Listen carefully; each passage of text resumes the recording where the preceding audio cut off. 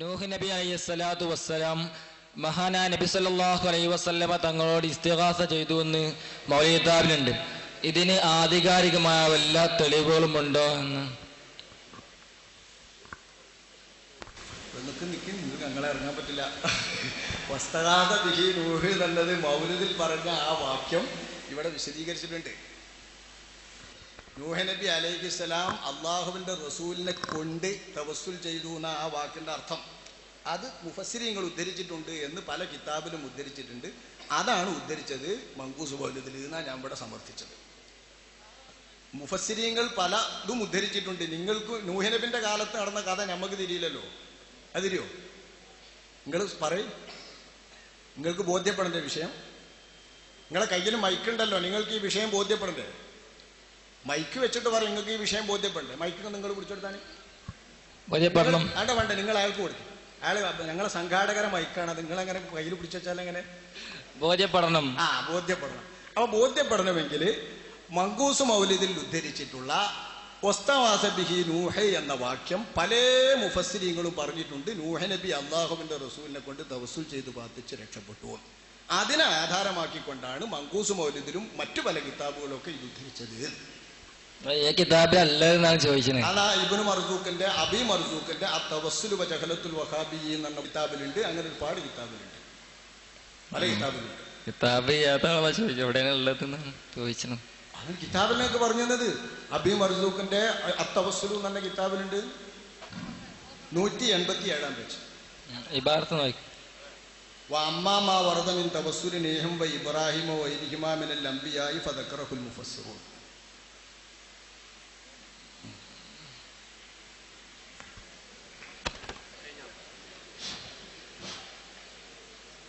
അസ്സലാമു അലൈക്കും. എനിക്ക് ആ കുട്ടി ചോദിച്ചതിനാണ് ചോദിക്കാനുള്ളത്. ആ ആയത്ത് ആരോടെങ്കിലും നമ്മൾ തെറ്റ് ചെയ്ത് വലൗ അന്നഹുമുല്ലമോ എന്നുള്ള ആയത്ത് നമ്മൾ ആരോടെങ്കിലും തെറ്റ് ചെയ്താൽ അയാളോട് നമ്മളെ പൊറുക്കാൻ വേണ്ടി തേടാൻ പറയണം. എന്നിട്ട് അയാൾ അള്ളാഹുവിനോട് പൊറുക്കലിനെ തേടുമ്പോഴേ അത് പുറത്തു വിട്ടുള്ളൂ എന്നുള്ള ആയത്താണ് പല പണ്ഡിതന്മാർ വിശദീകരിച്ചത് ഞാൻ മനസ്സിലാക്കിയത്. വലൗ അന്നഹുല്ലമോ എന്നുള്ള ആയത്ത്, ആ കുട്ടി പറഞ്ഞ ആയത്ത്, അത് ഞാൻ ഇപ്പം നിങ്ങളോട് വല്ല തെറ്റും ചെയ്തിട്ടുണ്ടെങ്കിൽ അത് ഞാൻ നിങ്ങളോട് വന്നിട്ട് പറയണം, നിങ്ങൾ എനിക്ക് വേണ്ടി പൊറുക്കുകയും എന്നിട്ട് എനിക്ക് പൊറുക്കാൻ വേണ്ടി അള്ളാഹുവിനോട് തേടുകയും വേണമെന്ന് ഞാൻ നിങ്ങളോട് പറയണം. അതിനുള്ള ആയത്തല്ല അത്. അല്ല, അതിനുള്ള ആയത്തല്ല. വലൗ അന്നഹും ഇദ്ലമു അൻഫുസഹും ജാഊക, നബിയെ തങ്ങളടുക്കൽ വന്നാൽ എന്നാണ് അതിൽ പറയുന്നത്. മുഫസ്സിരീങ്ങൾ കഴിഞ്ഞ അത് റസൂൽ സല്ലല്ലാഹു അലൈഹി വസല്ലമയുടെ കാലത്ത് റസൂൽ സല്ലല്ലാഹു അലൈഹി വസല്ലമയോട് വിധി തേടേണ്ടതിന് ബദല് മൂപ്പര് യഹൂദിൻ്റെ അടുത്ത് വിധി തേടി പോയതുകൊണ്ട് അത് റസൂൽ, ഒരു മുസ്ലിമായ മനുഷ്യൻ അത് റസൂലിനോട് ചെയ്ത തെറ്റാണ്, അതുകൊണ്ടാണ് അത് റസൂലിൻ്റെ അടുത്ത് വന്നത്. അപ്പം ഞാൻ നിങ്ങളോടൊരു തെറ്റ് ചെയ്താൽ ആ തെറ്റിന് ഞാൻ നിങ്ങളോട് പറയുകയും എനിക്ക് വേണ്ടി പൊറുക്കാൻ വേണ്ടി നിങ്ങളോട് പറയും വേണം. അതേ ഒരു തെറ്റ് റസൂൽ സല്ലല്ലാഹു അലൈഹി വസല്ലമയുടെ കാലത്ത് ഒരു മുസ്ലിമായ മനുഷ്യൻ യഹൂദിയോട് വിധി തേടിപ്പോയി. ആ നിലക്കാണ് അള്ളാഹു പറഞ്ഞത് അത് റസൂലിനോട് ചെന്ന് പറയണം, എന്നിട്ട് അത് റസൂൽ നിങ്ങൾക്ക് വേണ്ടി പൊറുക്കലിനെ തേടാൻ ഞാൻ പൊറുക്കുന്നവരായി നിങ്ങൾക്ക് കാണാം എന്നാണ് ആയത്ത് വിശദീകരിച്ചിട്ടുള്ളത്. ഇതാര് പറഞ്ഞാ നിങ്ങൾ പറയുന്നത്? ഇങ്ങനെ ആരും പറഞ്ഞിട്ടില്ലേ? ആരും പറഞ്ഞു ഇല്ല. ആയത്ത് ഇറങ്ങലിന്റെ അവതരണ കാരണം പറഞ്ഞു എന്നല്ലാതെ ഈ ആയത്ത് നൽകുന്ന പാഠം ഇബ്നു കസീർ പറഞ്ഞു. ഞാൻ ചോദിക്കട്ടെ, ഈ ആയത്ത് എന്നാണ് ഇപ്പൊ ഇബ്നു കസീർ ഉദ്ധരിച്ചത്. ഞാൻ ഇബ്നു കസീർ അടക്കമുള്ള മുഫസ്സിരീങ്ങൾ ഉദ്ധരിച്ചതിനെ അടിസ്ഥാനപ്പെടുത്തിയിട്ട് ഇബ്നു കസീർ ഉദ്ധരിച്ച കഥ പോലുള്ളതും അടിസ്ഥാനപ്പെടുത്തിയിട്ട് ഈ ഇസ്തിശ്ഫാഅ് സുന്നത്താണെന്ന് ശാഫിഈ മദ്ഹബിലെ പണ്ഡിതന്മാർ രേഖപ്പെടുത്തിയിട്ടുണ്ട് എന്നാണ് ഞാനിവിടെ. അപ്പൊ ഞാന് വേറെ ആളോട് തെറ്റ് ചെയ്താൽ ഞാൻ റസൂലിനോട് തേടിയാൽ മതിയാ? നിങ്ങളെന്താ ചോദിക്കുന്നത്? ചോദിക്കും. ഞാൻ പറഞ്ഞല്ലോ ഈ ആയത്തിൽ തെറ്റ് ചെയ്ത നബിനോട് തെറ്റ് ചെയ്തവരോട് മാത്രം നബിന്റെ അടുത്ത് പോകാൻ നബിന്റെ ജീവിതകാലത്തേക്ക് ബാധകമാണെന്ന് ഏത് മുഫസ്സിറാ പറഞ്ഞത് എന്നാ ചോദിക്കുന്നത്. ആ ആയത്ത് വിശദീകരിച്ചിട്ട് പറഞ്ഞിട്ടില്ല. ആരും പറഞ്ഞു? ഒരു മുഫസ്സിറും പറഞ്ഞു. അപ്പൊ ഈ ആയത്ത് റസൂലിനോട് എല്ലാ തെറ്റ് ചെയ്തവർ റസൂലിനോട് തേടണം എന്നുള്ളതിന് ഇറങ്ങിയതാ. അതിനാണ് ഇബ്നു കസീർ പറഞ്ഞത് ഏത് പാപികളും ദോഷികളുമായിട്ടുള്ള ആളുകൾ നബിന്റെ ഹദറത്ത് ചെന്ന് ഇസ്തിശ്ഫാഅ് നടത്തണമെന്നാണ് ഈ ആയത്തിന്റെ ആഹ്വാനം. എന്നാൽ അത് ഒരു മുഫസ്സിറും പറഞ്ഞിട്ടില്ല എന്ന് എഴുതി തരാൻ പറ്റുമോ? എനിക്ക് ഇത് അറിയണ പണ്ഡിതന്മാരോട് ചോദിക്കണം. ആയിക്കോട്ടെ. ബാക്കി നമ്മളായിട്ട് പോകുന്ന ആളോട് പറയാം. ശരിക്കും പറയാൻ കുഴപ്പമില്ല. നിങ്ങളെക്കാൾ വലിയോലെ കിട്ടാനല്ലേ നമ്മൾ നടക്കുന്നത്. അസ്സലാമു അലൈക്കും.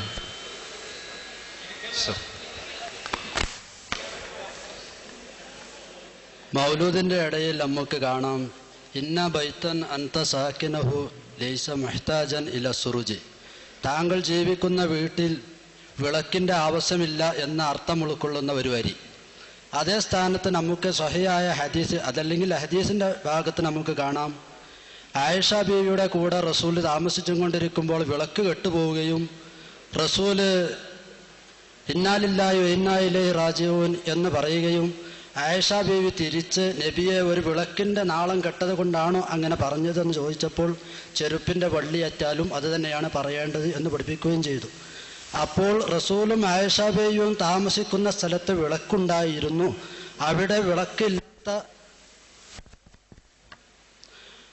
അവിടെ വിളക്കിൻ്റെ ആവശ്യമുണ്ടായിരുന്നു എന്ന് നമുക്ക് അവിടെ നിന്ന് മനസ്സിലാകുന്നു. മറ്റൊരു സംഭവത്തിൽ ആയിഷ ബീവിയുടെ കയ്യിൽ നിന്ന് വീണുപോയ സൂചി നബിയുടെ പ്രകാശം കൊണ്ട് പെറുക്കിയെടുത്തിരുന്നു എന്ന് ചില ആളുകൾ പറയുന്നത് കേട്ടിട്ടുണ്ട്. ഞാൻ ഗ്രന്ഥത്തിലൊന്നും പറയുന്നില്ല, ഇങ്ങനെ ചരിത്രത്തിലുണ്ടായിട്ടായിരിക്കും അങ്ങനെ പറയുന്നത്. അപ്പോൾ ഇതിൻ്റെ യഥാർത്ഥ അടിസ്ഥാനം എന്താണ്? നബിയുടെ പ്രകാശം എന്നതുകൊണ്ട് ഉദ്ദേശിക്കുന്നത് അത് ഭാഷാ ഭംഗിക്ക് വേണ്ടി ഉപയോഗിച്ചതോ ഇതുപോലത്തെ ഒരു പ്രകാശം സൂചി പെറുക്കിയെടുക്കാൻ പറ്റിയ ഒരു പ്രകാശമാണോ എങ്കിൽ എന്തിന് വിളക്ക് കത്തിച്ചു വെച്ചിട്ടുണ്ട് ഇതെന്നറിഞ്ഞാൽ കൊള്ളാമായിരിക്കും. നിങ്ങൾക്കിപ്പോൾ എന്താ ചെയ്യേണ്ടത്? ഇന്ന ബൈത്തൻ അന്ത സാക്കിനുഹു ലൈസ മുഹ്താജൻ ഇല സുർജി എന്ന വാക്കിൻ്റെ അർത്ഥമല്ലേ ഇത്? സാഹിത്യ അലങ്കാര പ്രയോഗപ്രകാരം ഇമാം വസ്സാലി തങ്ങൾ ചൊല്ലിയ ബെയ്ത്തിലുള്ളതാണ്. ഇമാം വസ്സാലിയുടെ ബെയ്ത്തിലുണ്ട് ഇന്ന ബൈത്തൻ അന്ത സാക്കിനുഹു ലൈസ മുഹ്താജൻ ഇല സുർജി. തങ്ങൾ തന്നെ നല്ല തിങ്കളാണ്, തങ്ങൾ തന്നെ നല്ല പൗർണമിയാണ്. അപ്പോൾ പൗർണമിയോട് ഉപമിക്കപ്പെട്ട തങ്ങളുള്ള ഒരു വീട്ടിൽ പിന്നെന്തിന് വിളക്ക് എന്ന് ചോദിച്ചത് അലങ്കാര പ്രയോഗപ്രകാരമുള്ള പ്രയോഗമാണ്. അതാണ് ആ പറഞ്ഞതിൻ്റെ അർത്ഥം. അതിന് വെളിച്ചമുണ്ടാവണോ വെളിച്ചണ്ടേ എന്നുള്ള അർത്ഥം തന്നെ നൽകണ്ട. എന്നാൽ നബിയുടെ കറാമത്ത്, നബിയുടെ മൊയ്ജിദത്ത് കൊണ്ട് ചിലപ്പോൾ നബിയുടെ കൈവരൽ തന്നെ പ്രകാശിക്കാം, നബിയുടെ ശരീരം പ്രകാശിക്കാം. ഈ സംഭവങ്ങൾക്കൊന്നും ഈ പദ്യം എതിരല്ല. പദ്യത്തിൽ പറഞ്ഞത് ഖമറിനോടും സൂര്യനോടും ഉപമിച്ചിട്ടുള്ള അനേകം ഉപമകൾ മങ്കൂസ് മൗലിദിലുണ്ട്. തർക്കം തന്നെ തുടങ്ങുന്നത് ഖമറ നബിയിൽ ഹുദാന്നല്ലേ, സന്മാർഗത്തിന്റെ പ്രവാചകരെന്ന ചന്ദ്രനെ. അപ്പൊ ചന്ദ്രനോടും സൂര്യനോടും ഉപമിക്കപ്പെട്ട നബിയെ ചന്ദ്രന്റെ പ്രകാശം പോലെ സൂര്യപ്രകാശം പോലെ പ്രകാശിക്കുന്നവരാക്കി സങ്കല്പിച്ചിട്ട് അങ്ങൊരു വീട്ടിലുണ്ടെങ്കിൽ പിന്നെന്തിന് വിളക്ക് എന്ന് പറയുന്നത് ആ അർത്ഥത്തിലുള്ള പ്രയോഗമാണ്.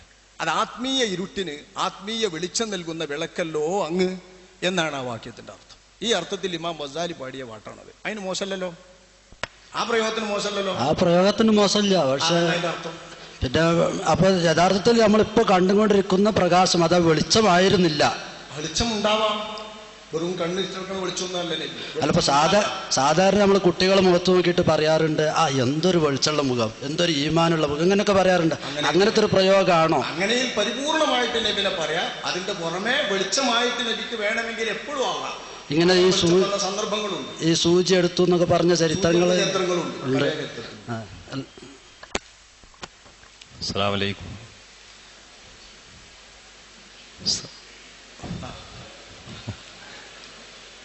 നബി സല്ലല്ലാഹു അലൈഹി വസല്ലം തങ്ങളെ പ്രകാശ സംബന്ധമായിട്ടുള്ള ഒരു ചെറിയ സംശയം തന്നെയാണ്. ഖലക്കൽ ഇൻസാന മിൻ അലക്ക്, മനുഷ്യരെ മുഴുവനും അലക്കിൽ നിന്നാണ് സൃഷ്ടിച്ചത്. ഈ മൗലിദിൻ്റെ കിതാബുകളിൽ നേരത്തെ ഉസ്താദ് വിഷയാവതരണത്തിൽ പറഞ്ഞു, ആ പ്രകാശത്തിനെ കുറിച്ച് കുറച്ച് വിശദീകരിക്കുകയും ചെയ്തു. വേറൊരു ഭാഗത്ത് ഹുലിക്തു മിൻ നൂരില്ല എന്ന പ്രവാചകന്റെ ഒരു ഹദീസ് ഞാൻ ഈ അടുത്തായിട്ട് ഒരു പ്രസംഗത്തിൻ്റെ സുന്നത്ത് ജമാഅത്തിൻ്റെതല്ലാത്ത മറ്റൊരു പ്രഭാഷകന്റെ ഒരു ചെറിയൊരു കേസറ്റിൻ്റെ ഒരു ചെറിയൊരു അംശം കേൾക്കാൻ കഴിഞ്ഞതാണ്. അതിൽ പറയുന്നത് ഈ ഖുർആനിന് എതിരായി മുത്തഫഖുൻ അലൈഹിയായ ഹദീസ് വന്നാൽ പോലും തള്ളണമെന്നും അത് സ്വീകരിക്കരുതെന്നുമാണ്. എന്ന് മാത്രമല്ല ഇത് പൂർണ്ണമായ ശിർക്കാണ്, അവർ ഇസ്ലാമിൽ നിന്ന് പുറത്താണെന്നൊക്കെ പറഞ്ഞ് ഒരു കേസറ്റിൻ്റെ ചെറിയൊരു ഭാഗം കേട്ടതാണ്. അപ്പം അതിനെക്കുറിച്ച് വിശദമായിട്ടൊരു ചർച്ച, ഒരു വിശദീകരണം തരികയാണെങ്കിൽ വളരെ ഉപകാരമായിരുന്നു എന്നൊരു അഭിപ്രായമുണ്ട്. കേട്ടിട്ടുണ്ടെങ്കിലും ഒന്നും കൂടി ഞാൻ പറഞ്ഞുതരാം. ആരംഭ നബിയുടെ പ്രകാശം എന്ന് പറയുന്നത് നമ്മൾ മനസ്സിലാക്കുന്ന ഈ പ്രകാശം എന്നുള്ള അർത്ഥത്തിലല്ല ഉപയോഗിക്കേണ്ടത്. നബിൻ്റെ ഒളിവ്. അതായത് നബിൻ്റെ ഒളിവ് എന്ന് പറഞ്ഞാൽ നമുക്കതെന്താണെന്ന് തിരിയാൻ പറ്റില്ല. എന്താണെന്ന് തിരിയാനും വ്യവഹരിക്കാനും നിരൂപിക്കാനും നിർവചിക്കാനും പറ്റാത്തതിനെ ആത്മീയമായിട്ട് നല്ല പ്രഭയുള്ളതാകുമ്പോൾ അതിനെ നൂറ് എന്ന് വിളിക്കുന്നത് അറബിൽ സാധാരണയാണ്. ഖുർആന്റെ നൂറ് എന്ന് ഉപയോഗിച്ചിട്ടുണ്ടല്ലോ, വെളിച്ചം. വിശുദ്ധ ഖുർആന്റെ നൂറ് എന്ന് ഉപയോഗിച്ചിട്ടുണ്ട്, അള്ളാന്റെ കലാം എന്നുള്ള അർത്ഥത്തിൽ.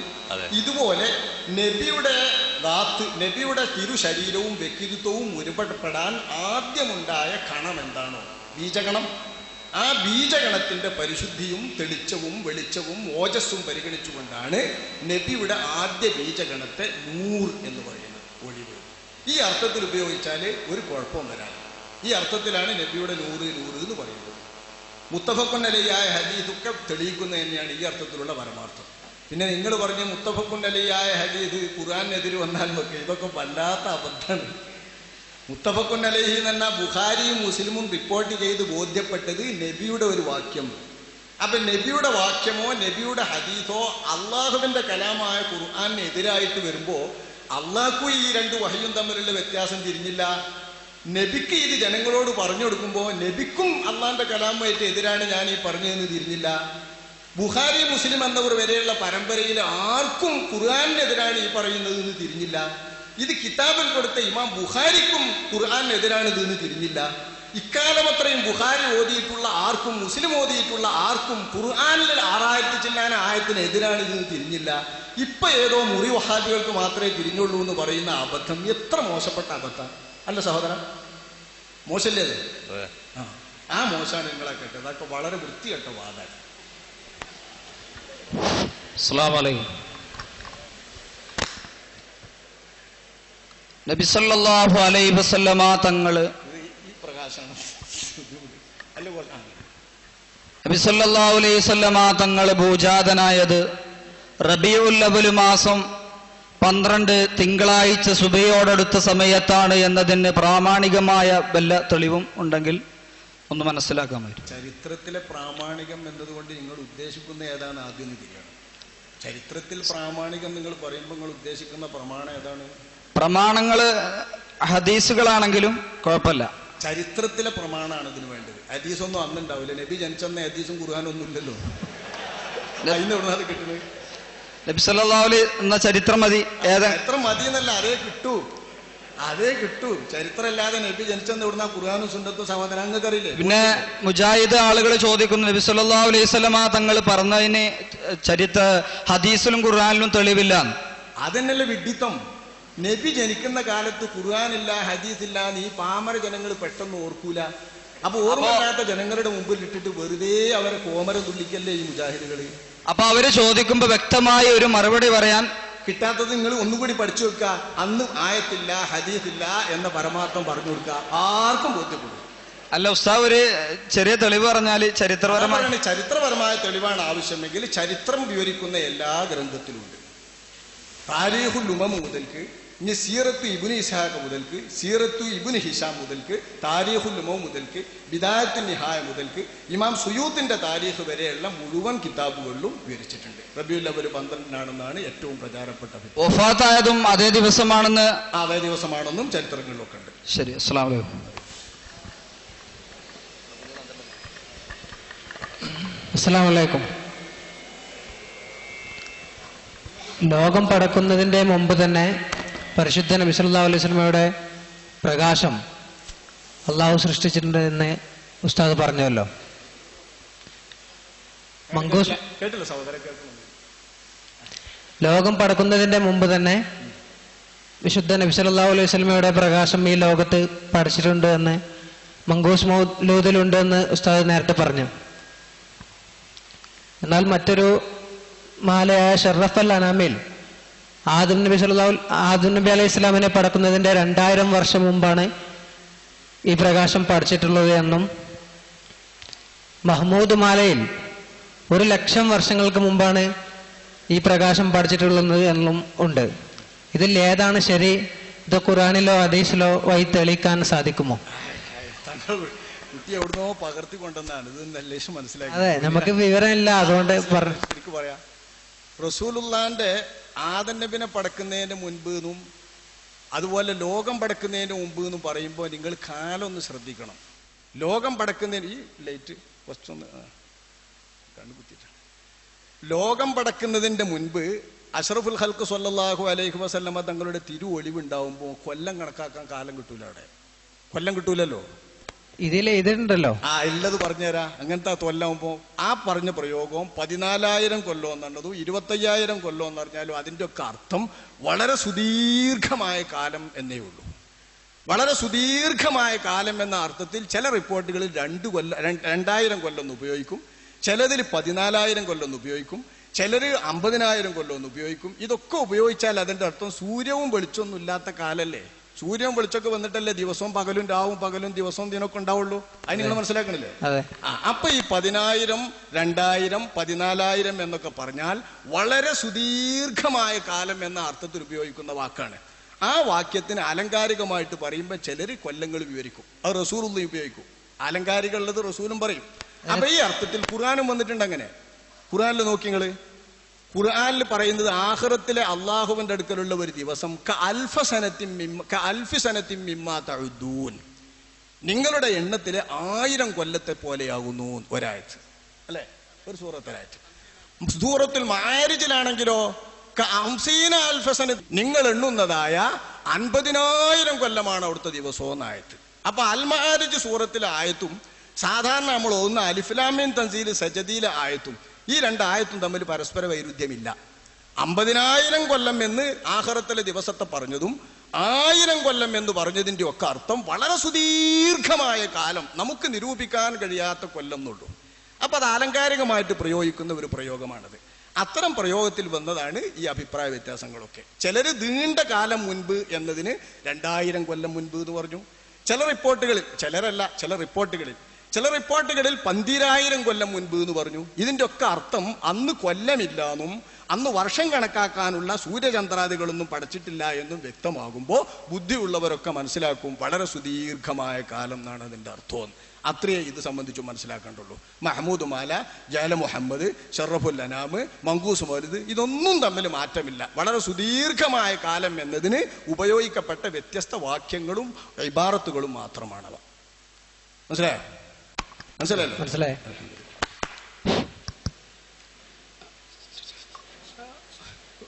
ഉസ്താദേ, അസ്സലാമു അലൈക്കും. നമ്മളിവിടെ കൂടിയതും നമ്മളിവിടെ ഒരുമിച്ച് കൂടിയതൊക്കെ റസൂലുള്ളാഹിനെ കുറിച്ചുള്ള വിവാദങ്ങളും റസൂലുള്ളാഹിനെ കുറിച്ചുള്ള സംശയങ്ങളുമാണല്ലോ. സ്ഥിരമായിട്ട് നമ്മുടെ കേരളത്തിൽ ജമാഅത്ത് മുജാഹിദീങ്ങളൊക്കെ റസൂലുള്ളാഹിനെ കുറിച്ച് പല വിഷയങ്ങളും എപ്പോഴും സംശയം പ്രകടിപ്പിക്കുകയാണ്. റസൂലുള്ളാഹിനോട് നേരിട്ട് ചോദിക്കുന്നതിലും സങ്കടം പറയുന്നതിലും സംശയം, മറ്റു വിഷയങ്ങളിലും സംശയം, നബിതങ്ങളുടെ ഉമ്മാനെ കുറിച്ച് കാഫിറാണോ എന്ന് സംശയം, ഇപ്പാനെ കുറിച്ചും സംശയം, ഏത് നിലക്ക് പരിശോധിച്ചാലും റസൂലുള്ളാഹിനെ കുറിച്ച് സംശയം. ഇങ്ങനെ എപ്പോഴും റസൂലുള്ളാഹിനെ കുറിച്ച് വിവാദം ഉണ്ടാക്കി ഇവരെ കുറിച്ച് ഉസ്താദെ ഞാൻ കടന്നു ചോദിക്കാമെന്ന് കരുതരുത്. ഇവരെ കുറിച്ച് മുസ്ലിമോ അതോ മുനാഫിക്കോ ഒന്ന് പറഞ്ഞെന്ന വളരെ ഉപകാരമായിരുന്നു. കാരണം ഏത് സമയം റസൂലുള്ളാഹിന്റെ ഖബർ ജീവിതത്തെ കുറിച്ച് ചെന്ന് ചോദിച്ചാൽ നേരിട്ട് സലാം പറയാൻ ചെന്ന് സങ്കടം പറയാൻ പാടില്ല. ഇമ്മാനെ കുറിച്ച് സംശയം, അത്തഹിയ്യാത്തിൽ നിസ്കരിക്കുമ്പോൾ നബിനെ ഓർക്കാൻ പാടില്ല. ഈ ഏതൊരു വിഷയം പരിശോധിച്ചാലും റസൂലുള്ളാഹിനെ കുറിച്ച് അവിടുത്തെ ശരീരത്തെ റസൂലുള്ള ജീവിതത്തിൽ കൂട്ടുവാ ഇട്ടിട്ടില്ല, അത് പറഞ്ഞാലും സംശയം. റസൂലുള്ളാഹിന്റെ ശരീരത്തിൽ ഈച്ചരിഞ്ഞിട്ടില്ല, അത് പറഞ്ഞാലും സംശയം. ഈ ഏതൊരു വിഷയം സംശയം പറഞ്ഞാലും ഓക്കെ. റസൂലുള്ളാഹിനെ കുറിച്ച് സംശയം വരുമ്പോൾ നബിനെ മുഹമ്മദ് റസൂലുള്ളാഹി നാവുകൊണ്ട് വിശ്വസിക്കുന്നു എന്നല്ലാതെ ഖൽബ് കൊണ്ട് ആത്മാർത്ഥമായിട്ട് ഇവർക്ക് വിശ്വാസമുണ്ടോ? നമ്മുടെ കേരളത്തിലെ ഈ ജമാഅത്ത് മുജാഹിദീങ്ങളെ കുറിച്ച് എല്ലാ പുത്തൻ ഭാഷക്കാരും മുസ്ലിമീങ്ങളോ അതോ മുനാഫിക്കീങ്ങളോ ഉസ്താദെ ഒന്ന് പറഞ്ഞ വലിയ ഉപകാരമായിരുന്നു. മുനാഫിക്കീങ്ങളുടെ വിശേഷണത്തിലുള്ളവരാണ് അവർ അനേകം ഇമാമുകൾ വിവരിച്ചിട്ടുണ്ട്. മുനാഫിക്കീങ്ങളുടെ വിശേഷണം അവർക്കുള്ളത് ആത്മാ. നമ്മൾ തഫ്സീർ ഗ്രന്ഥങ്ങളിൽ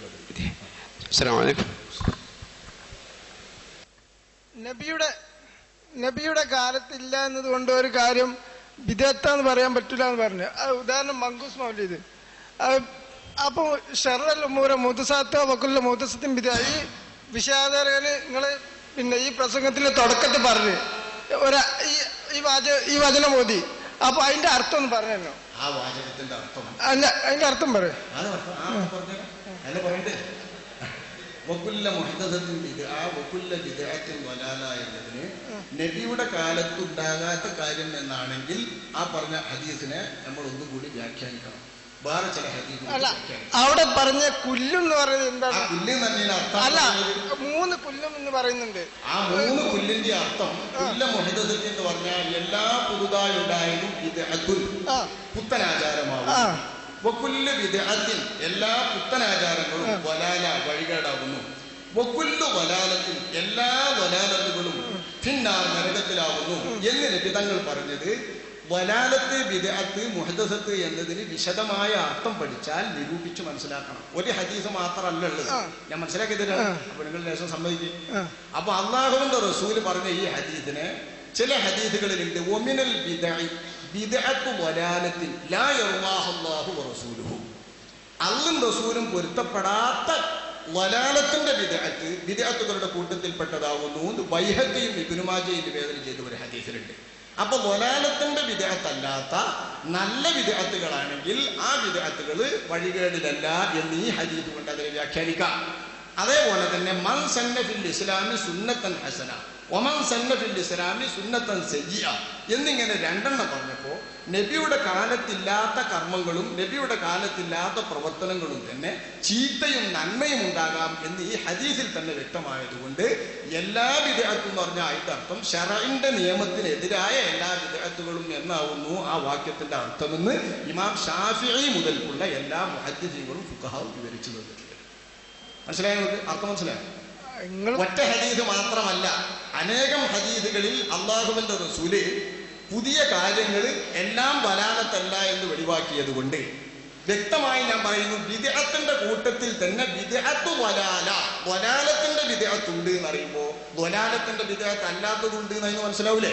അല്ല പിന്നെ കുല്ലും എന്ന് പറയുന്നത് എന്തുകൊണ്ടാ പറയുന്ന കുട്ടി കുല്ലു ബിദ്അത്ത് എന്നാൽ ശറഇനെതിരായ എല്ലാ ബിദ്അത്തും എന്നാണ് അതിന്റെ അർത്ഥം എന്ന് ഇമാം ഷാഫിഈ മുതൽക്കുള്ളവരെല്ലാം ഈ ഹദീസിനെ പഠിപ്പിച്ചു. ഇനി ഒരു ചോദ്യം, കുല്ലു ശറഇനെതിരായ വിദ്യാർത്ഥി എന്ന് പറയും. അപ്പൊ ഈ നബിദിനെ ആഘോഷിക്കുന്നത് നബി എതിർത്തിട്ടുണ്ട് എന്ന് പറയും. പിന്നെ ഒരു ഹദീസ് കാണുന്നിങ്ങനെ, പിന്നെ മറിയമിന്റെ പുത്രൻ ഈസ ക്രിസ്ത്യാനികൾ അമിതമായി പുകഴ്ത്തിയ പോലെ എന്നെ നിങ്ങൾ പുകഴ്ത്തരുത് എന്ന് നബി പറഞ്ഞിട്ടുണ്ട് എന്ന് പറഞ്ഞു. പിന്നെ മറിയമിന്റെ പുത്രൻ ക്രിസ്ത്യാനികൾ കൊല്ലത്തിലൊരു ദിവസം ഡിസംബർ 25 മാത്രം പുകഴ്ത്തുന്നു. ഇത് ഒരു കൊല്ലം പിന്നെ ഒരു മാസം റബീഉൽ അവ്വൽ 1 മുതൽ 30 വരെ അല്ലെങ്കിൽ 29 വരെ പിന്നെ റബീഉൽ ആഖിറിലേക്കും നീണ്ടു പോകുന്നു. അപ്പൊ അതിനേക്കാൾ വലിയതല്ല ഇത്? അതാണ് ചോദ്യം. നിങ്ങൾ പറഞ്ഞ ഹദീസിന് നിങ്ങളാ പറഞ്ഞ അർത്ഥമൊന്നുമില്ല. പിന്നെ പറയാം. അല്ല എന്നാ പിന്നെ പറയാം.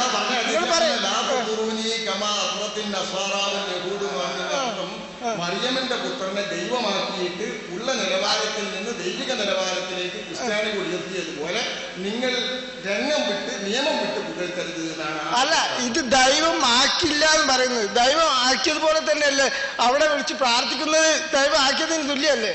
എന്താ നിങ്ങൾ പറയുന്നത്? ദൈവമാക്കിയതിന് തുല്യമായല്ലേ? ദൈവമാക്കുക എന്ന് പറഞ്ഞാൽ ദൈവം എന്ന് വിശേഷിപ്പിക്കുകയോ കൊടുക്കണം, മനസ്സിൽ കൊടുക്കണം. ദൈവം എന്ന് ആക്കുക എന്നതിന്റെ അർത്ഥം എന്താ? ദൈവമാക്കുക എന്ന് പറഞ്ഞാൽ ഇലാഹ്, പ്രാർത്ഥനക്കർഹൻ. അള്ളാഹുവല്ലേ പ്രാർത്ഥനക്കർഹനായിട്ടുള്ളൂ? അല്ല, ഇലാഹ് എന്നതിന് പ്രാർത്ഥനക്കർഹൻ ആരാണ്? അല്ല, ആരാധനക്കർഹൻ. ആരാധന എന്ന് പറഞ്ഞാൽ പിന്നെ പ്രാർത്ഥന അല്ലേ? പിന്നെ പ്രാർത്ഥന എന്നല്ല. പിന്നെ നിങ്ങൾ പ്രാർത്ഥനക്ക് വേറെ കൂട്ടണേ? എന്ത് ആരാധനയുടെ അർത്ഥമെങ്കിൽ പ്രാർത്ഥനയ്ക്ക് നിങ്ങൾ വേറെ പദം കൂട്ടി ഉണ്ടാക്കേണ്ട കാര്യം എന്താ? ആരാധന എന്ന പ്രാർത്ഥന എന്നല്ല. അല്ലാഹുവല്ലാത്തവരോട് പ്രാർത്ഥന നമുക്ക് ഇവിടെ ഒരുപാട് നേർക്കുനേര് നടത്തിയത് കൊണ്ട് നിങ്ങൾക്ക് അതൊക്കെ മനസ്സിലായിട്ടുണ്ടാവും എന്നിട്ടാണ് വിശദീകരിക്കാത്തത്. അതിനാണ് വിശദീകരിച്ചത്. ലേശം മനസ്സിലാക്കി. പ്രാർത്ഥന ഹുവ, പ്രാർത്ഥനയാകുന്നു. അൽ ഇബാദത്തു, ആരാധനകളൊക്കെ. ആരാധനകളൊക്കെ പ്രാർത്ഥനയാകുന്നു എന്നാണ് ആ ഹദീസിന്റെ അർത്ഥം. പ്രാർത്ഥന എന്ന് പറഞ്ഞാൽ ആരാധനയാകുന്നു ആ ഹദീസിന്റെ അർത്ഥം പേടമാണ്. അങ്ങനെയല്ല ഹദീസിന്റെ അർത്ഥം. അപ്പൊ ആരാധനകളൊക്കെ അള്ളാഹുവിനോടുള്ള പ്രാർത്ഥനയാണ് എന്നല്ലാതെ പ്രാർത്ഥന ആരാധനയാകുന്നു എന്ന് നിർവചനം പറയല് വഹാബിസം മെനഞ്ഞുണ്ടാക്കിയ കരുമുണയാണ്. ഭാഷ അതിന് സഹായിക്കൂല, ശറഅ അതിന് സഹായിക്കൂല, തെളിവുകളൊന്നും സഹായിക്കാത്ത പെരുമുണ. ഇത് മനസ്സിലാക്കണമെങ്കിൽ നിങ്ങൾ പോരാ. നിങ്ങളിൽപ്പെട്ട പണ്ഡിതന്മാരെ കൊണ്ടുവന്നിട്ട് ദുആ അതുപോലെ ഇബാദത്ത് തന്നെ അർത്ഥത്തിൽ ഒരു സംവാദമോ തർക്കമോ ലേശം ജനങ്ങൾക്ക് കേൾക്കാൻ പറ്റുന്ന വിധത്തിൽ ശരിയാക്കാൻ നിങ്ങൾ തയ്യാറാണെങ്കിൽ ഞങ്ങൾക്ക് അത് വളരെ വ്യക്തമായിട്ട് മനസ്സിലാക്കി തരാൻ പറ്റും. നിങ്ങൾ സാധാരണക്കാർക്ക് ഇപ്പൊ ഈ സ്റ്റേജിൽ വന്ന് വെളിവാക്കി തരാനല്ലേ പറ്റുള്ളൂ. വെളിവാക്കി തരുമ്പോൾ പറയാം ലാ തുത്തുറൂനി, നിങ്ങൾ എന്നെ അമിതമായിട്ട് പുകഴ്ത്തരുത്. അമിതം പറഞ്ഞാൽ എനിക്കില്ലാത്ത സ്ഥാനം നൽകി പുകഴ്ത്തരുത്. യഹൂദികളും നസാറാക്കളും അവരിലേക്ക് അയക്കപ്പെട്ട ദൂതന്മാരെ ഇലാഹെന്നും ആരാധ്യനെന്നും വാഴ്ത്തിയതുപോലെ നസാറാക്കൾ ദൈവം എന്ന് വിളിക്കൂലേ? യേശുക്രിസ്തുവിനെ വിളിക്കൂലേ? നസാറാക്കൾ ദൈവം എന്ന് വിളിക്കും. പക്ഷെ ഇവിടെ ദൈവപുത്രൻ, അതെ, അവിടെ ദൈവപുത്രൻ എന്ന് വിളിക്കും. പക്ഷെ ഇവിടെ ദൈവപുത്രൻ എന്ന് വിളിക്കുന്നില്ല എന്നുള്ളു. ദൈവത്തിന് കൊടുക്കുന്ന എല്ലാം കൊടുക്കുന്നുണ്ട്. അല്ല, പ്രാർത്ഥന കൊടുക്കുന്നുണ്ട്. പ്രാർത്ഥനയല്ലേ?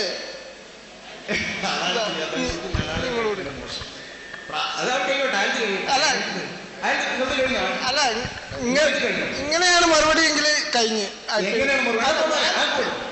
ഞാൻ വിചാരിച്ച പോലത്തെ മറുപടി കിട്ടുന്നില്ല. അതല്ല ഞാൻ ഉദ്ദേശിച്ചതല്ല.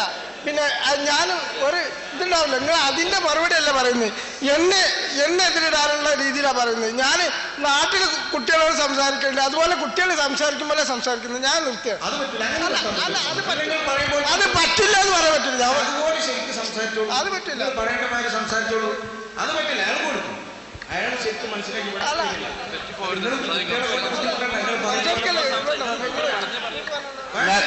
അത് ശരിക്കും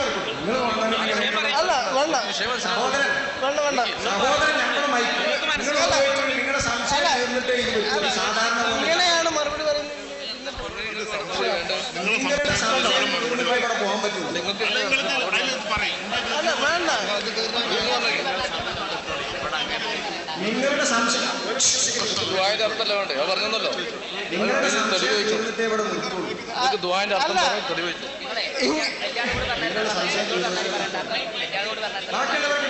അദ്ദേഹത്തിന്റെ സംശയം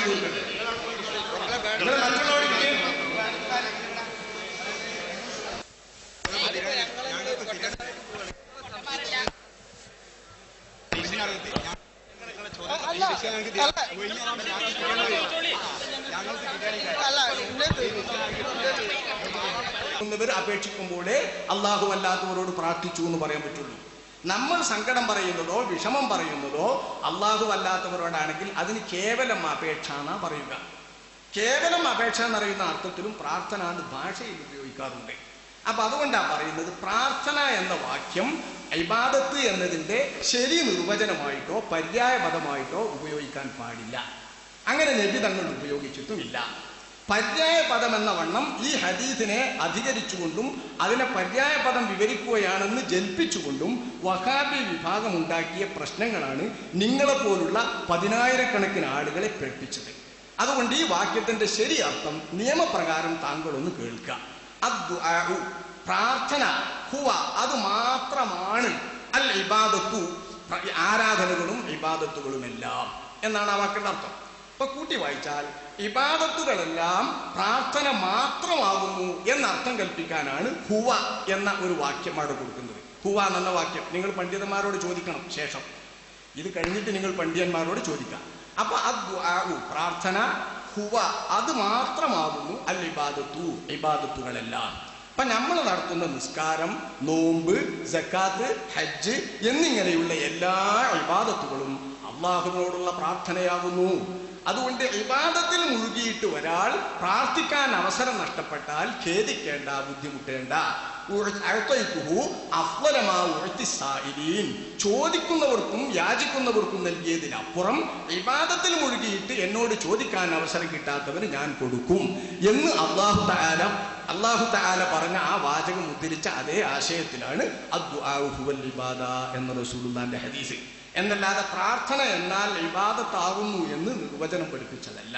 അതുകൊണ്ട് പ്രാർത്ഥന മുഴുവൻ ഇബാദത്താണ് എന്നും പറയാൻ പാടില്ല.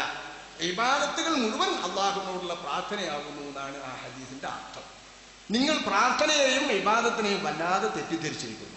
അതുകൊണ്ട് നിങ്ങളുടെ തെറ്റിദ്ധാരണ തീർക്കണമെങ്കിൽ നിങ്ങളും ചോദിച്ചതിന് ഇങ്ങനെ മറുപടി പറയണം. നിങ്ങൾക്ക് വേഗം തീരും. അതിന് തയ്യാറാണോ? അതിന് തയ്യാറാണെങ്കിൽ ഒന്ന് പിടിക്കും. വേണ്ട, നിങ്ങൾക്ക് വിഷയം ഇതുകൊണ്ട് ബോധ്യപ്പെട്ടു. ഇതുകൊണ്ട് നിങ്ങൾക്ക് വിഷയം ബോധ്യപ്പെട്ടു. അത് നിങ്ങൾ പറയുന്നത് ബോധ്യപ്പെട്ടു. നിങ്ങൾ പറയുന്നത് ബോധ്യപ്പെട്ടു. അല്ല അല്ലാതെ എനിക്ക് എന്റെ ഇതുണ്ടാവില്ല, ഒരു വിശ്വാസം ഉണ്ടാവില്ല. ആ വിശ്വാസപ്രകാരം എനിക്ക് ബോധ്യമായിട്ടില്ല. അത് വേണ്ട, അതവിടെ വെച്ചോളൂ. നിങ്ങളെ വിശ്വാസം കൊണ്ടുള്ള വിഷയം ബോധ്യപ്പെട്ടു. ഇനി ആരാ ചോദിച്ചു? അപ്പൊ ഒരറിയിപ്പ്, നമ്മളുടെ ഈ നേർക്കുന്നൊരു പരിപാടി 3 മണിക്ക് പിരിച്ചുവിടുന്നതാണ്. അതുവരെ ചോദ്യകർത്താക്കൾക്ക് ചോദ്യവുമായി സഹകരിക്കാവുന്നതാണ്.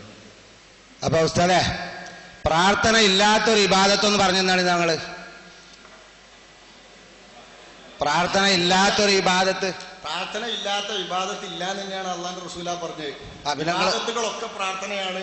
അപ്പൊ എല്ലാ ഇബാദത്തും പ്രാർത്ഥന അല്ല നിങ്ങൾ പറഞ്ഞല്ലോ. അല്ല, ഞാൻ പറഞ്ഞിട്ടില്ല. എല്ലാ ഇബാദത്തും പ്രാർത്ഥനയാണ് എന്നാണ് ആ ഹദീസിന്റെ അർത്ഥം. പ്രാർത്ഥനയെല്ലാം ഇബാദത്താണ് എന്നല്ല.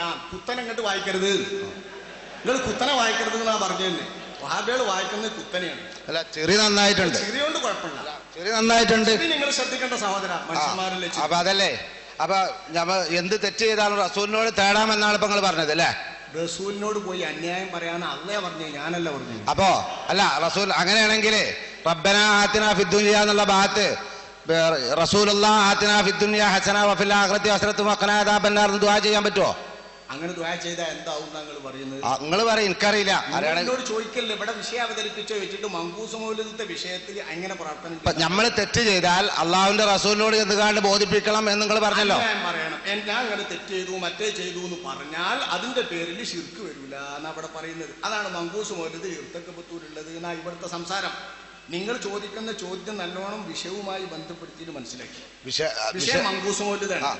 മങ്കൂസ് മൗലിദിലുള്ളത് അള്ളാന്റെ റസൂലിനോട് പാപം ചെയ്തതിന്റെ പേരിൽ അന്യായം പറഞ്ഞതാണ് ഏറ്റവും വലിയ ശിർക്കായിട്ട് വഹാബികൾ ഉദ്ധരിക്കുന്നത്. അപ്പൊ അങ്ങനെയാണെങ്കിൽ മദീനത്തേക്ക് ഒരുപാട് ട്രിപ്പ് അടിക്കേണ്ടി വരും. കാരണം എന്താ പറയുക, ഒരു ദിവസം അവർ തെറ്റ് ചെയ്തിട്ട് അന്ന് റസൂലിന്റെ അടുത്ത് പോയിക്കാണ്ട് ചെല്ലി പറഞ്ഞു പോന്നാലേ ട്രിപ്പ് ഒരുപാട് വേണ്ടി വരുമല്ലോ. നിങ്ങൾ വേറെ കളിയാക്കാൻ പരസ്യ സഹായിക്കല്ലത്. അങ്ങനെ വേണമെങ്കിൽ ഞങ്ങൾക്ക് കളിയാക്കല്ല, കളിയാക്കല്ല.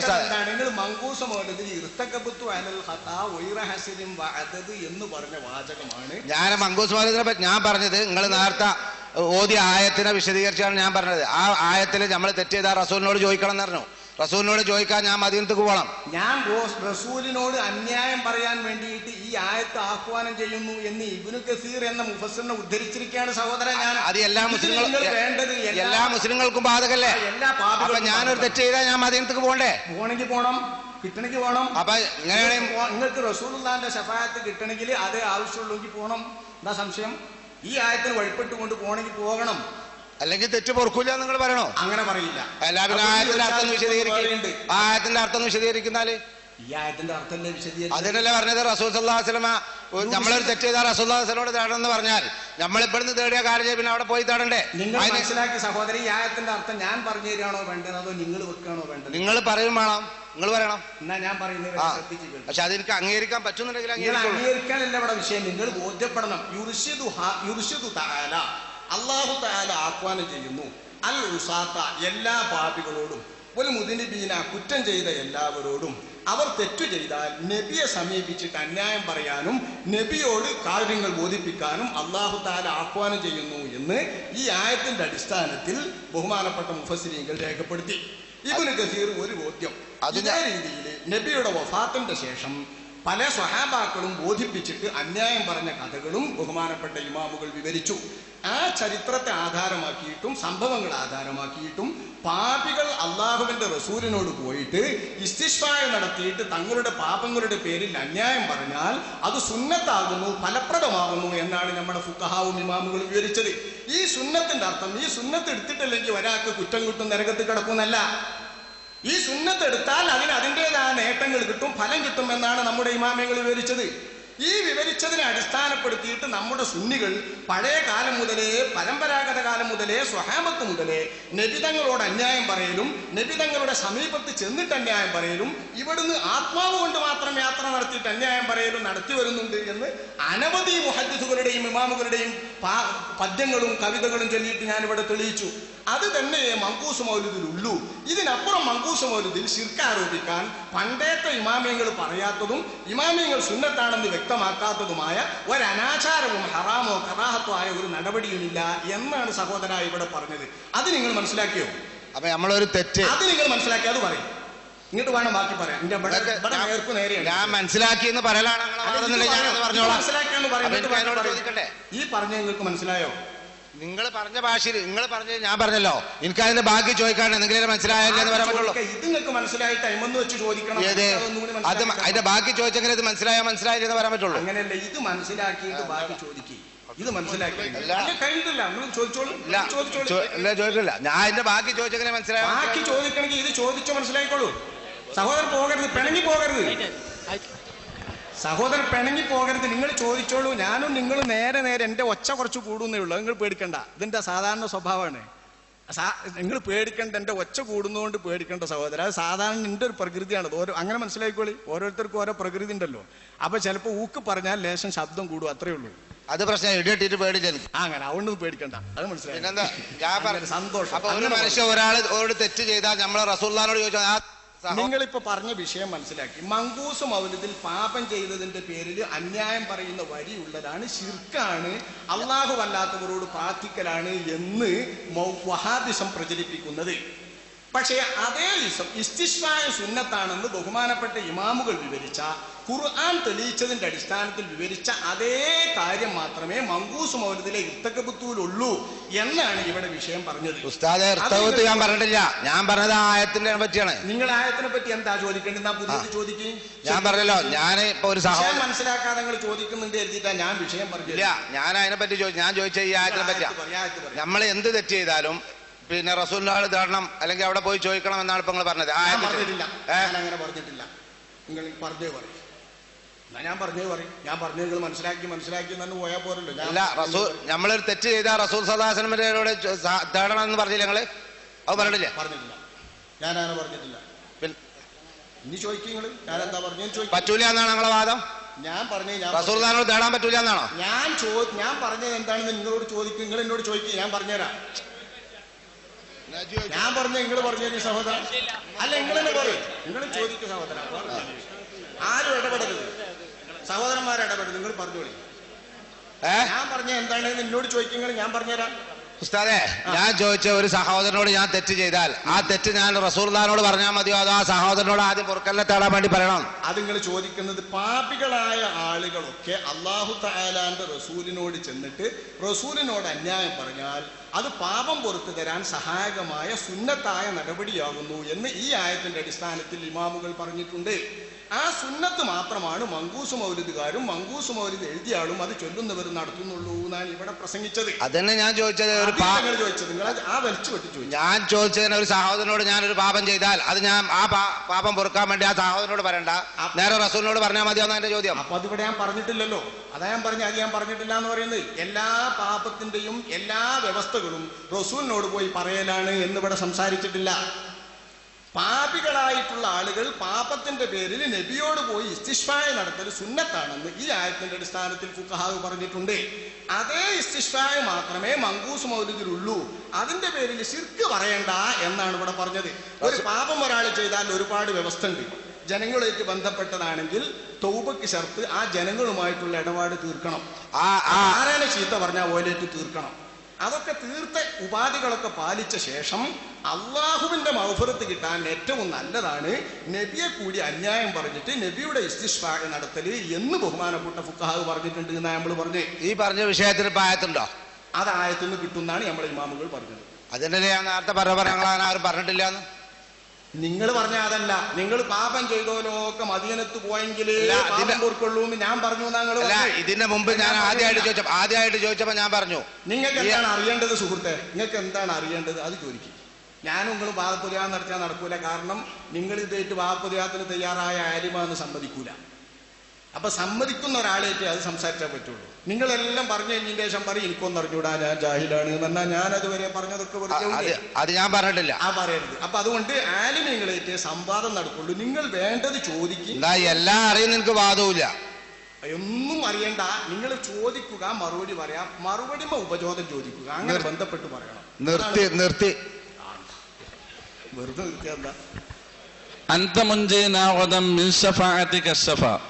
എന്നുള്ള ആ വരികളിൽ പിന്നെ മങ്കൂസ് മൗലിദ് ഉണ്ടാക്കിയ ആൾക്കാർ അബദ്ധം പണിഞ്ഞെന്ന് പറഞ്ഞാൽ പറയാൻ പറ്റുമോ? അങ്ങനെ ഒരു അബദ്ധം ഉണ്ടായത് മിൻ ഷഫാഅത്തിക എന്നുള്ളടത്ത് ആ മിൻ ഉപയോഗിച്ച് ശരിയല്ല എന്നുള്ളൊരു പ്രയോഗം അങ്ങനെ ചില പല പുസ്തകങ്ങളിൽ കാണാനുണ്ട്. അത് അർത്ഥം തിരിയായിട്ടാണ്. തങ്ങളുടെ ഷഫാഅത്ത് കാരണം എന്നുണ്ടെങ്കിൽ മിന്നും പറയാറുണ്ട്, അതിൽ കുഴപ്പമൊന്നുമില്ല.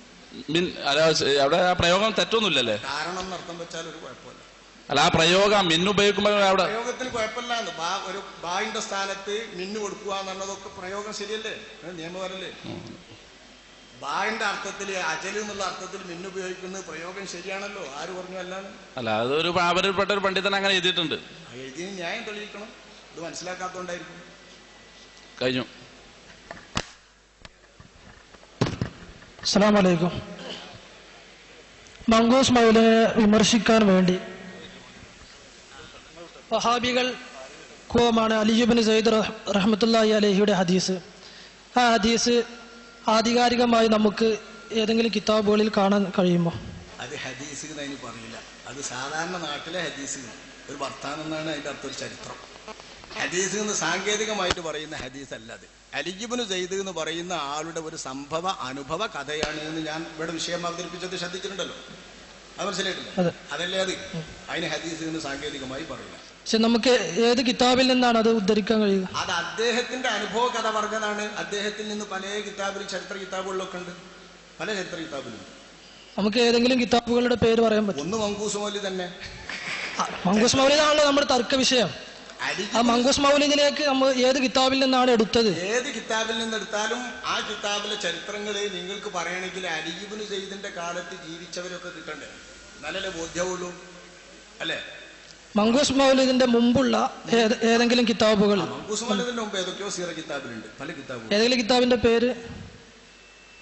മൗലിദിനെ പറ്റി സഖാവിന്റെ കിതാബിലുണ്ട് എന്ന് തോന്നുന്നുണ്ട്, ഇഖിലിയിലുണ്ട് എന്ന് തോന്നുന്നുണ്ട്, ഏതൊക്കെയോ കിതാബിൽ ഉദ്ധരിച്ചിട്ടുണ്ട്.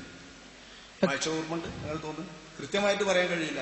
അതിന് കുഴപ്പമില്ല ആ പറഞ്ഞത്. അതൊരു അനുഭവ കഥ വിവരിച്ചതാണ്. കഥയില് സംശയം ഉണ്ടായിട്ടല്ല, കിതാബിന്റെ പേര് അറിയാൻ വേണ്ടി ചോദിച്ചാണ്. കിതാബിന്റെ പേര് കൃത്യമായിട്ട് ഓർക്കുന്നില്ല, പല കിതാബിലും വിവരിച്ചിട്ടുണ്ട്. നബി സല്ലല്ലാഹു അലൈഹി വസല്ലമ തങ്ങള് ദുൽഹജ്ജ് 9-നാണ് അറഫയിൽ നിന്നത്. അത് വെള്ളിയാഴ്ചയായിരുന്നു. അങ്ങനെയാകുമ്പോൾ നമ്മൾ ശേഷമുള്ള മാസം 30 കൂട്ടിയാലും 29 കൂട്ടിയാലും റബീഉൽ അവ്വൽ 12 തിങ്കളാഴ്ച വരുന്നില്ല. ഒന്നിക്കൽ ശനിയാഴ്ച വരും, അല്ലെങ്കിൽ ഞായറാഴ്ച വരുള്ളൂ. അപ്പൊ ഈ റബീഉൽ അവ്വൽ 12 തിങ്കളാഴ്ചയാണെന്ന് പറഞ്ഞത് പിന്നെ ഏത് അടിസ്ഥാനത്തിലാണ്? അത് മുഹമ്മദ് മുസ്തഫ എന്ന IPS പുറത്തിറക്കിയ ഒരു പുസ്തകമുണ്ട്, അത് വായിച്ചാൽ ആ സംശയം തീരും. മുഹമ്മദ് മുസ്തഫ എന്നിട്ട് IPS പുറത്തിറക്കിയ ചെറിയൊരു 25 രൂപയുടെ പുസ്തകം. പുസ്തകമല്ല ഉസ്താബ, കിതാബിന്റെ അടിസ്ഥാനത്തിൽ ഞാൻ പറഞ്ഞുതരാം. അത് മുമ്പേ ചെയ്താണ് ചർച്ച. അത് മക്കയും മദീനയാണ് ഇത് രണ്ടും.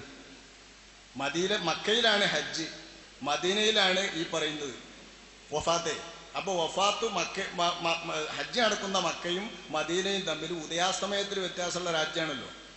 അപ്പൊ അവിടെ ചിലപ്പോൾ 29 ആയപ്പോൾ ഇവിടെ ചിലപ്പോൾ 30 പൂർത്തിയാക്കിയേക്കും, ഇവിടെ ചിലപ്പോൾ 30 ആയപ്പോൾ അവിടെ 29 പൂർത്തിയാക്കും. അങ്ങനെ ഒരു പരിഗണന വെച്ചാൽ റബീഉൽ അവ്വൽ 12 മരിക്കാം.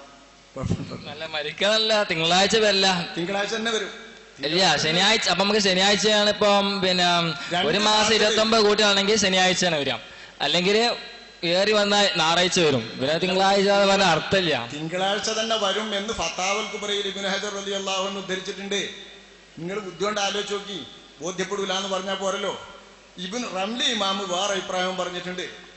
അപ്പൊ റംലി ഇമാമിന്റെ അഭിപ്രായം ഇബ്നു ഹജർ തങ്ങളുടെ അഭിപ്രായം രണ്ടും എടുത്തു നോക്കിയാൽ റബീഉൽ അവ്വൽ 12 തന്നെ റസൂലുള്ളാഹി വഫാത്താകാം. ഇബ്നു ഹജറിന്റെ വീക്ഷണത്തില് റംലി ഇമാമ് പറയുന്നത് 12 എന്ന് പറഞ്ഞതിന്റെ അർത്ഥം 12 കഴിഞ്ഞിട്ടുള്ള ദിവസം 13 എന്നാണ്. അങ്ങനെ ഉദ്ധരിക്കാം. 12 തന്നെ തിങ്കളാഴ്ച വരാൻ കൃത്യമായിട്ട് തന്നെ ഇമാം ഇബ്നു ഹജർ ന്യായം പറഞ്ഞിട്ടുണ്ട്. ഒന്ന് മക്കയിലാണ് അറഫ, മദീനയിലാണ് മൗത്ത്. അപ്പൊ മാസപ്പിറവിയിൽ വ്യത്യാസം വന്നാൽ 12 വരാന്ന് ഫതാവുൽ കുബ്രയിൽ വിവരിച്ചിട്ടുണ്ട്. അസ്സലാമു അലൈക്കും. ഇബ്രാഹിം നബിയുടെ പിതാവ് കാഫിറാണ് എന്ന് ഖുർആനിൽ പറഞ്ഞിട്ടുണ്ടല്ലോ, അങ്ങനെയുണ്ടോ? നിഷേധികൾ ചോദിക്കുന്ന ഒരു ചോദ്യമാണ്. ഖുർആനിൽ ഇപ്പൊ അങ്ങനെ പറഞ്ഞിട്ടില്ല. ആസർ എന്ന് പറയുന്ന ആളെ അബു എന്ന് പറഞ്ഞിട്ടുണ്ട്. ആസർ എന്ന് പറയുന്ന ആളെ ഇബ്രാഹിം നബിന്റെ അബു എന്ന് പറഞ്ഞിട്ടുണ്ട്. അല്ല, മങ്കൂസ് മൗലിദിന് കേടില്ല. അല്ല, അതുകൊണ്ടല്ല. അപ്പൊ അവരെ നബിന്റെ പിതാമഹന്മാരെ കുറിച്ച് നമ്മൾ പുകഴ്ത്തി പറയുമ്പോ അപ്പൊ അതിലൊരു പിതാമഹന്മാരെ കുറിച്ച് പറയുന്ന കൂട്ടത്തിൽ ഇബ്രാഹിം നബിന്റെ പിതാവിനെ ആസർ എന്ന് വിവരിച്ചിട്ടുള്ള ആ പിതാവ് നേരെ പിതാവല്ല, അത് പിതൃകനെ കൊണ്ട് അബു എന്ന് അറബികൾ ഉപയോഗിക്കുന്ന അതേ പ്രകാരം അതേ ശൈലി പ്രകാരം ഉപയോഗിച്ചതാണ് എന്ന് നമ്മുടെ ഇമാമികൾ വിവരിച്ചിട്ടുണ്ട്. അത് മനസ്സിലാക്കിയാൽ ഇബ്രാഹിം നബിയുടെ പിതാവ് ബൈബിളുകളൊക്കെ പറഞ്ഞ താറഹ് എന്ന് പറയുന്ന ആൾ തന്നെയായിട്ട് മനസ്സിലാക്കിയാൽ വിശ്വാസികളായിട്ട് തന്നെ മാറുന്നതിൽ കുഴപ്പമില്ല. തീർന്നു.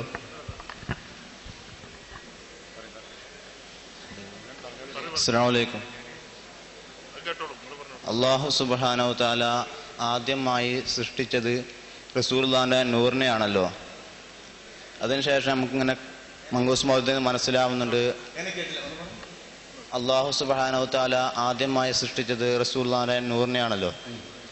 അപ്പോൾ മങ്കൂസ് മൗലിദിൽ നമുക്ക് മനസ്സിലായി ആദം നബിയുടെ സൃഷ്ടിക്കുന്നതിന് ഒരുപാട് വർഷം മുമ്പെയാണ് ആ റസൂലുള്ളാഹിന്റെ നൂറിനെ സൃഷ്ടിച്ചതെന്ന്. പക്ഷേ റസൂലുള്ളാഹിന്റെ നൂറ് എവിടെയായിരുന്നു സ്ഥിതി ചെയ്തിരുന്നത്? ആ മങ്കൂസുമാലിൽ തന്നെ ബൈനയദൈല്ലാഹി അസ്സ വജല്ല അല്ലാഹു തആലാന്റെ തിരുഹദറത്തിന്റെ മുമ്പ്. അപ്പോ തിരുഹദറത്തെ ആദ്യം സൃഷ്ടിക്കണം. അപ്പൊ ഹദറത്ത് സൃഷ്ടിക്കൂല, തിരുഹദറത്ത് സൃഷ്ടിക്കാത്തതിനാണ് ആ ഹദറത്ത്. ഹദറത്ത് തന്നെ ചില വ്യക്തികളെ പറഞ്ഞിട്ടില്ല നിങ്ങള്, ഹദറത്ത് അബൂബക്കർ, ഹദറത്ത് ഫുലാൻ, ഇതുപോലത്തെ ഹദറത്താണ്. അള്ളാഹുവിന്റെ അടുക്കൽ എവിടെയാന്ന് നമുക്കറിയില്ല. അള്ളാഹു നിശ്ചയിച്ച പ്രത്യേക സ്ഥലത്ത് നിന്ന് അതിന്റെ അപ്പൊ ആ പ്രത്യേക സ്ഥലത്ത് നിന്നും ആ പ്രത്യേക സ്ഥലത്തെ ആദ്യം സൃഷ്ടിക്കണ്ടേ? സ്ഥലം വേണ്ടല്ലോ ഒളിവിന്. ഒളിവ് തന്നെ സ്ഥലം വേണ്ടാത്ത സാധനമാണ്. ഒളിവ് എന്ന സാധനം നിൽക്കണമെങ്കിൽ സ്ഥലം വേണ്ട. ഭൗതിക പദാർത്ഥത്തിന് സ്ഥലം വേണ്ടുള്ളൂ. അപ്പൊ അതിന് സ്ഥലം വേണ്ട, ആവശ്യമില്ല. അസ്സലാമു അലൈക്കും.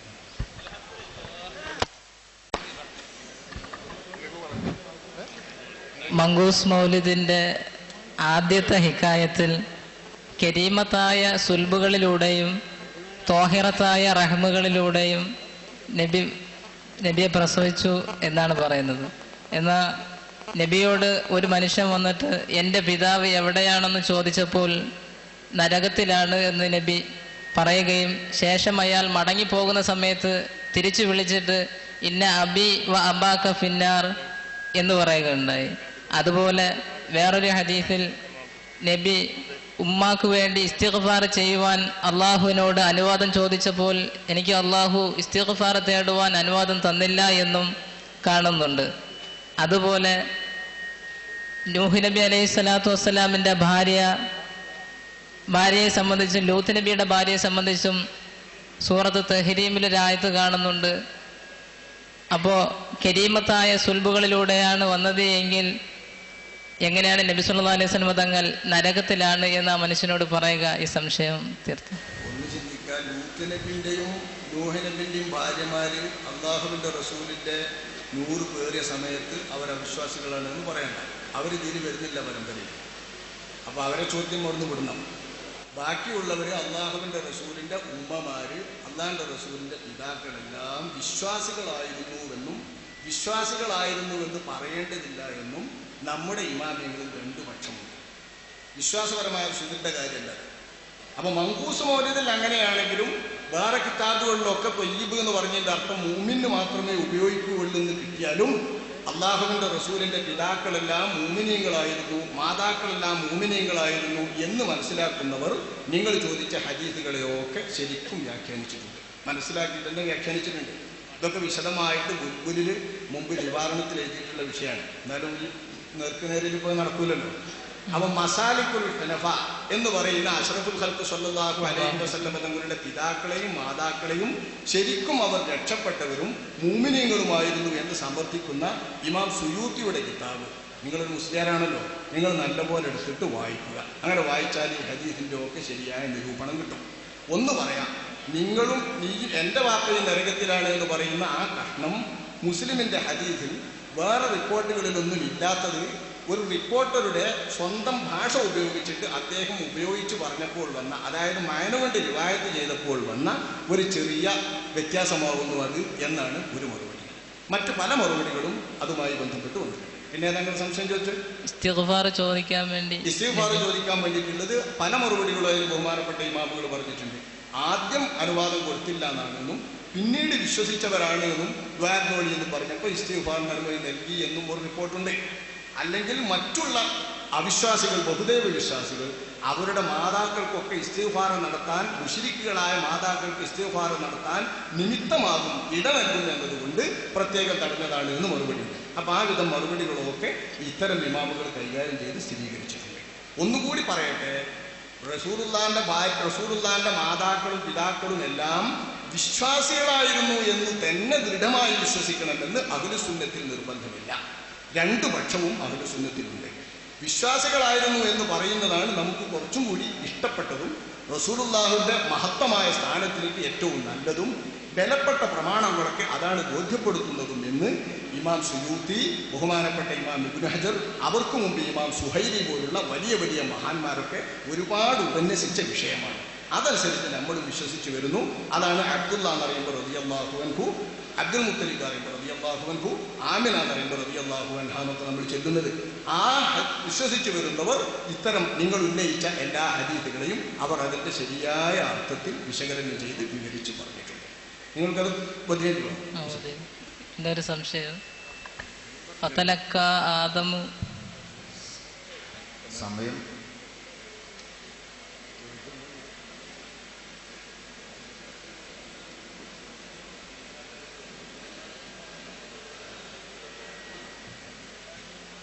പലവരും ചോദ്യം ചോദിക്കാൻ താല്പര്യപ്പെട്ടുകൊണ്ടിരിക്കുകയാണ്. നമ്മുടെ സമയം വൈകിയത് കൊണ്ടും ഉസ്താദിൻ്റെ ക്ഷീണം, അയാൾ ഒരു ചോദ്യം കൂടി ഉപചോദ്യം ചോദിക്കാൻ താല്പര്യപ്പെട്ടുകൊണ്ട് അതുകൂടി മാത്രം അനുവദിച്ചു കൊടുക്കുകയാണ്. അതോടുകൂടെ അവസാനിപ്പിക്കും. ഫതലഖ ആദമു മിർ റബ്ബിഹി കലിമാത്തിൻ ഫതാബ അലൈഹി ഇന്നഹു ഹുവ തവ്വാബുർ റഹീം എന്ന് പറഞ്ഞിട്ട് ഉസ്താദ് പറഞ്ഞു, കലിമാത്ത് എന്ന് പറയണമെങ്കിൽ ചുരുങ്ങിയത് 3 കലിമത്തുകളെങ്കിലും വേണം. അപ്പം അതിൽ ഒന്നാണ് റബ്ബന ളലംന അൻഫുസന എന്ന് തുടങ്ങുന്ന ആയത്ത്. സാധാരണ കലിമത്ത് എന്ന് പറയുന്നത് ഖൗലും മുഫ്രദ് എന്നാണ്. അപ്പോൾ റബ്ബന ളലംന അൻഫുസന എന്നതിൽ തന്നെ 3-ലധികം കലിമത്തുകളില്ലേ? അപ്പം അത് കലിമാത്ത്, അത് പിന്നീട് വന്ന ഇസ്തിലാഹാണ്. അത് പിന്നീട് ഉണ്ടായി തീർന്ന സാങ്കേതിക പ്രയോഗമാണ്. പണ്ടത്തെ കാലത്ത് വരെ എന്നറിയുന്ന അർത്ഥമുള്ള കലാമനെ കൊണ്ടാണ് വിശുദ്ധ ഖുർആൻ അധിക സ്ഥലങ്ങളിലും കെലിമാത്ത് എന്ന് പറഞ്ഞിട്ടുണ്ട്.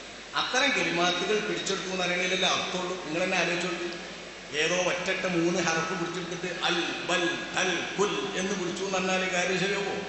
അപ്പൊ ആശയമുള്ള പ്രാർത്ഥനാ വാക്യങ്ങളും ആശയമുള്ള ചില ഏതാനും വാക്യങ്ങളും ആദം നബി അലൈഹിസ്സലാം പിടിച്ചെടുത്തു എന്നാണ് അതിൻ്റെ അർത്ഥം. ആ സാങ്കേതികമായ നഹ്വിൽ പോലും പ്രയോഗമുണ്ട്. ഭാഷയിൽ അങ്ങനെയല്ല, അല്ലെങ്കിലേ പ്രയോഗം. പണ്ടേ വാക്യം കലാം എന്ന അർത്ഥത്തിലാണ് കലിമത്ത് എന്ന് ഖുർആൻ ഉപയോഗിച്ചത്. ഈ സംരംഭം വിഷയം അവതരിപ്പിക്കുകയും ചോദ്യകർത്താക്കളുടെ ചോദ്യങ്ങൾക്ക് മറുപടി നൽകുകയും ചെയ്ത് ഈ പരിപാടി വിജയിപ്പിച്ചു തന്ന വന്യരായ ഉസ്താദ് അവർക്ക് ആദ്യമായി IDF-ൻ്റെ പേരിൽ ഞങ്ങൾ നന്ദി പ്രകാശിപ്പിക്കുന്നു. ഈ സംരംഭത്തിന് നേതൃത്വം നൽകിയ വന്യരായ സയ്യിദ് അവറുകൾ അടക്കം പണ്ഡിത മഹത്തുക്കൾക്കും പ്രത്യേകമായി ഞങ്ങൾ നന്ദി അവതരിപ്പിക്കുന്നു. സ്നേഹമുള്ള ഇവിടെ പങ്കെടുത്ത എല്ലാ സഹോദരങ്ങൾക്കും ഞങ്ങളുമായി സഹകരിച്ച് ഇതിൻ്റെ ലൈറ്റ് അലജ്മെൻറ്റും സെറ്റും മറ്റ് സൗകര്യങ്ങളൊക്കെ ചെയ്തു തന്ന എല്ലാവർക്കും ഒറ്റവാക്കിൽ നന്ദി പറഞ്ഞുകൊണ്ട് പിരിച്ചുവിട്ടതായി പ്രഖ്യാപിക്കുന്നു. 3 സ്വലാത്തോടെ സ്വല്ലല്ലാഹു അലാ മുഹമ്മദ് സ്വല്ലല്ലാഹു അലൈഹി വസല്ലം, സ്വല്ലല്ലാഹു അലാ മുഹമ്മദ് സ്വല്ലല്ലാഹു അലൈഹി വസല്ലം, അല്ലാഹുമ്മ സ്വല്ലി അലാ മുഹമ്മദ് യാ റബ്ബി സ്വല്ലി അലൈഹി വസല്ലം.